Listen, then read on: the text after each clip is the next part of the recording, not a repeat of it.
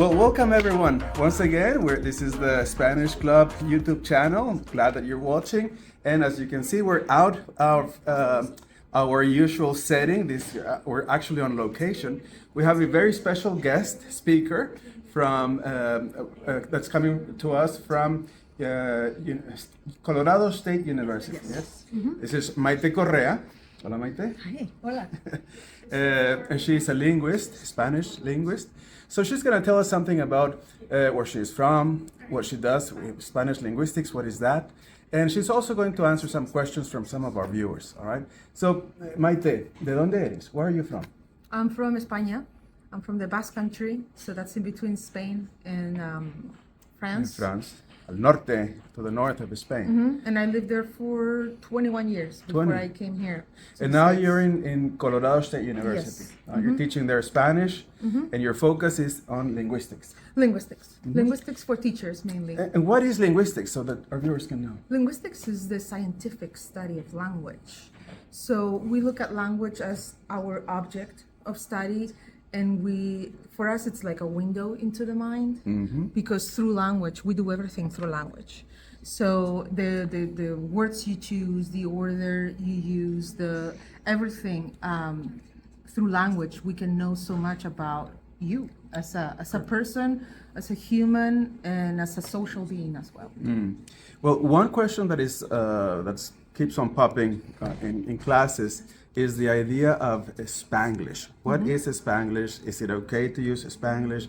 What about it? What is your opinion on that? Spanglish is a great third language to have when you speak Spanish and English. Interesante third language. Because you have to be bilingual. If you're going to use Spanglish, it's not because you don't know Spanish or English, it's because you know both. You feel so comfortable in both that you can change in between one and another. I am not a native speaker of English, so my Spanglish is not as good as it could be if I had grown up being bilingual.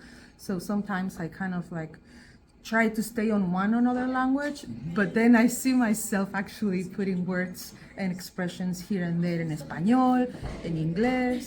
Claro. And then it's a very good way of communicating with somebody who is also bilingual, because somebody who's monolingual will understand only half of the message. So let's say that you and I are speaking Spanglish, we are closer together than if we were with somebody who doesn't speak one of the languages and we have to keep one.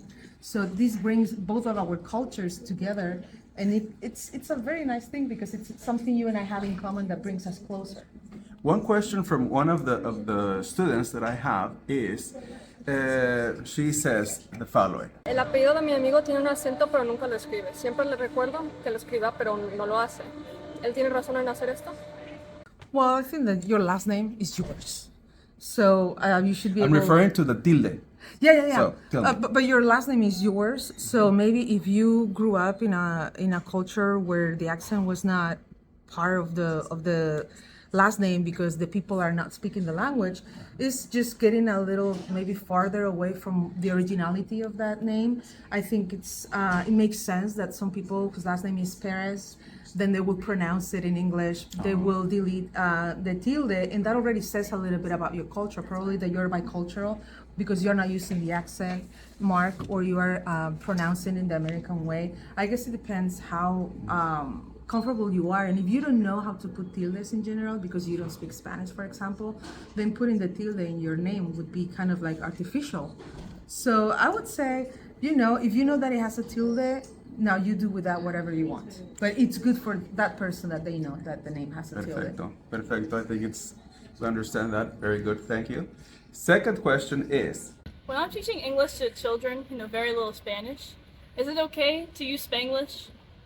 Well, if that kid is gonna grow up speaking Spanglish, then it makes sense. If you want the kid to be able to speak English and Spanish separately, then the input should be separate. And probably that kid is gonna end up speaking Spanglish no matter what, because if they know English and they know Spanish, Spanglish is natural.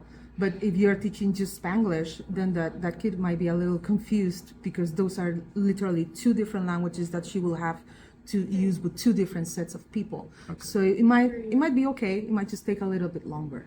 Okay. We've been talking about this idea in classes quite a bit. That's why this keeps coming up. The third and last question is, Are there any famous movies or books that include Spanglish in the dialogue? Spanglish. I know there's some comedy shows, American comedy shows. There was one that was called One More Time. I don't remember. It was with what's her name? I think it was One More Time on Netflix, and I think it was a Cuban family. Yeah, it was a comedy, and I think there was a little bit of Spanglish there. I don't know. George Lopez uses a little bit of Spanglish. Yes, as well. in his comedy. That's correct. Yes. Good. Those would be the ones that I would think about. Muy bien. Maite, thank you very much for joining us, and it's been a pleasure. I'm glad that you guys are watching, and we keep up with the list of ideas that we have and programs that we have in our department, World Languages and Cultures, the Spanish Club, join the Ambassadors Club, the French Club. We have so much to offer, all right? And you're from Spain. Every summer we go to Spain, we go to Salamanca. So ask us about that. All of your faculty know about it, so ask. Go to Salamanca. Vamos a Salamanca. Hasta luego. Chao. Ciao.